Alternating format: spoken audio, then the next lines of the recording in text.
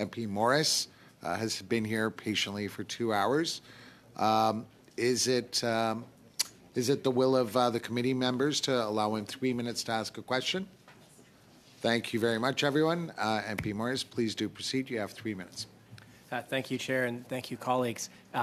It's baffling to me that Canada states that it wants a lasting peace, that it supports this two-state solution, but it won't even recognize one of the two states. And so, Professor Imsis, I want to read to you the quote we have from our Minister of Foreign Affairs. I'd love to hear what your response would be to her. The quote is, "We're working with our like-minded countries to make sure we identify what are the conditions for the right time." What's your response to that? The conditions are set out in international law, specifically the 1933 Montevideo Convention relating to the rights of states. Palestine has a population, it has a fixed territory, it has a government that is capable, it also has the ability to conduct foreign relations. Those facts satisfy statehood at international law. Palestine is recognized by 149 other states. Get on with it. Thank you for that. You've been really clear. We then also have Canada's foreign policy dictated as the following with respect to Palestinian statehood. The quote is, quote, "Canada is prepared to recognize a Palestinian state at the time most conducive to lasting peace." This is, again, a wording that doesn't seem to make much sense to me.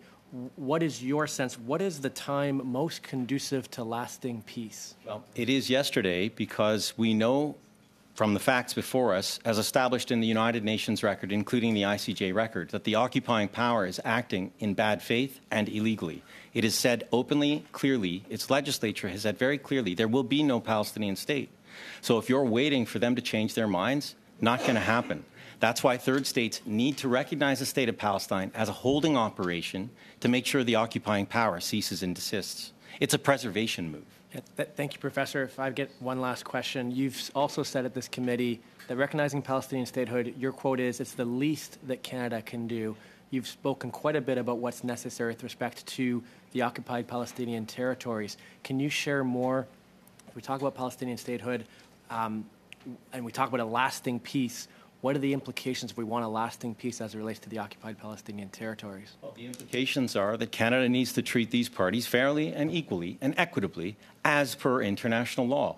Israel has rights, including the right to territorial integrity and political independence, but Israel is not Palestine. Israel in Palestine is not Israel. And Canada needs to be very clear about that. And recognition of the state of Palestine has no implication on Israel at all, because Palestine is Palestine. If you recognize the United States, does that have an implication on Taiwan?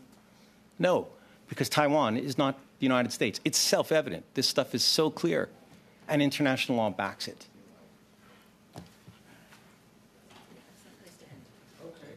Excellent. That concludes